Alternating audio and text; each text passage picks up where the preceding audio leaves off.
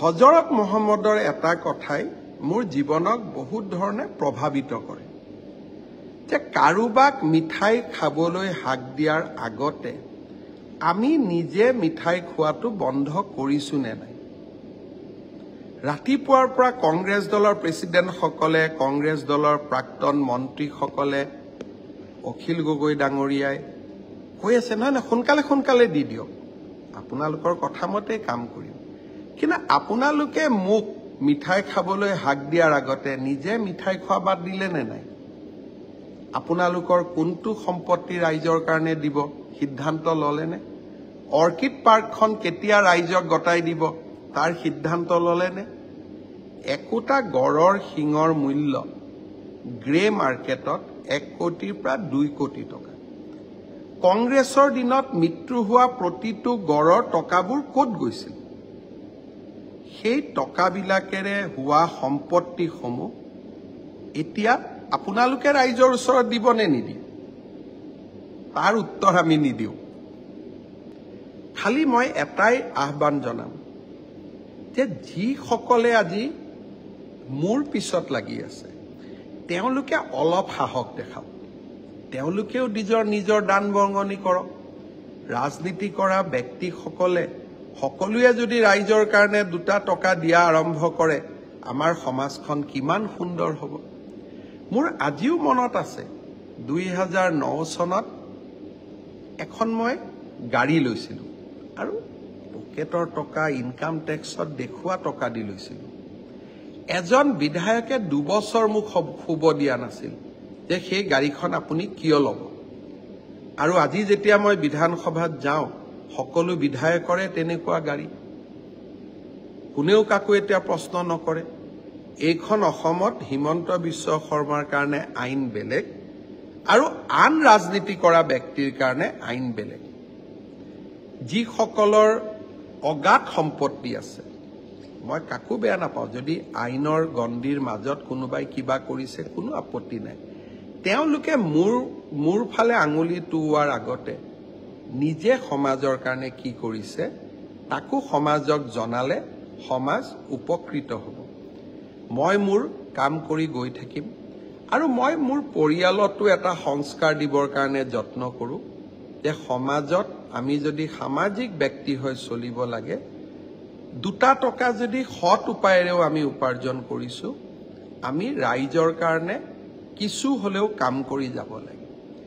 গতিকে মই কংগ্ৰেছৰ নেতাসকলক কম যে হজৰত মহম্মদৰ মিঠাই খোৱাৰ কাহিনীটো আপোনালোকে বাৰে বাৰে পঢ়ক ইছলাম ধৰ্মক ভাল পাওঁ বুলি ক'লেই নহব মুছলমানৰ ভোটৰ কাৰণে কম্পিটিশন কৰিলেই নহব নবী গৰাকীৰ কথাও আমি মাজে মাজে শুনিব লাগে মই বিশেষ কথাসমূহত কেতিয়াবা মোৰ বিৰোধিতা থাকে কাৰণ অসমৰ মাটি ভাত ভেটি আমি কাকো এৰি দিব নোৱাৰো কিন্তু যি মহান ব্যক্তিয়ে যি মহান বাক্য কৈ থৈ গৈছে তাক আমি হৃদয়ত সংস্থাপন কৰি ল'ব পাৰো হি লাগিলে হিন্দুৱে হওক মুছলমানে হওক খ্ৰীষ্টিয়ানে হওক মই সকলোকে আহ্বান জনাম যে মোক নীতি শিক্ষা দিয়াৰ সকলে নিজৰ জীৱনতো তেনেকে নীতি শিক্ষা সমাহিত কৰি লওক তেতিয়া জগতখন ধুনীয়া হ'ব তেতিয়া জগতখন সুন্দৰ হ'ব আজি সকলে ভাবে যে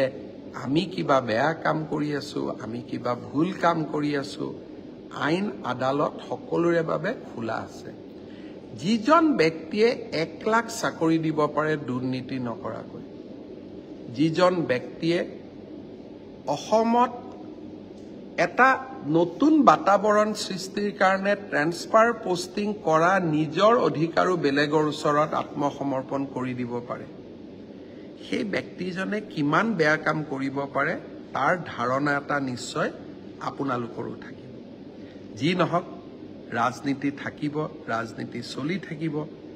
ৰাজনীতি আমাক ৰেখা আমি সদায় নিজৰ জীৱনত নিজে অংকিত কৰিব লাগিব আৰু হজৰত মহম্মদৰ বিশ্ব নবী হজৰত মহম্মদৰ মিঠাই খোৱা কাহিনীটো সকলোৱে যাতে নিজৰ জীৱনত সমাহিত কৰি লয় কাৰোবাৰ ফালে আঙুলি টুৱাব খুব সহজ কিন্তু নিজৰ ফালে আঙুলি টোৱাব বৰতা মৃত গড়ৰ শিঙৰ আত্মাবিলাকে মোৰ সমষ্টিত পিঠানীৰ নামত নিৰ্মাণ হোৱা ইণ্ডাষ্ট্ৰিয়েল পাৰ্কখনে বহু কথা আজিও আমাক কৈ যায় কিন্তু মই কাকো ব্যক্তিগতভাৱে আক্ৰমণ নকৰোঁ কাৰণ সেয়া মোৰ জীৱন নহয় মই এটাই কথা জানো 1 লাখ ল'ৰাক চাকৰি দিব লাগে ল'ৰা ছোৱালীক নিযুত মইনা আঁচনি আনিব লাগে অৰুণোদয় আনিব লাগে অসমখনক ভাৰতৰ সৰ্বশ্ৰেষ্ঠ 5খন ৰাজ্যৰ ভিতৰত নিৰ্মাণ কৰিব লাগে 19 তাৰিখে ৰক্ষা বন্ধন ৰাখীৰ দিনাখন মই মনত ৰাখিছোঁ যে গুৱাহাটীৰ বৃদ্ধা আশ্ৰমসমূহত যাম আৰু আইতাসকলক অৰুণোদয় অনুমোদন পত্ৰ কেইখন দিম যাতে আইতাসকলে সুন্দৰ ৰাখী বন্ধন উৎসৱ পালন কৰিব পাৰে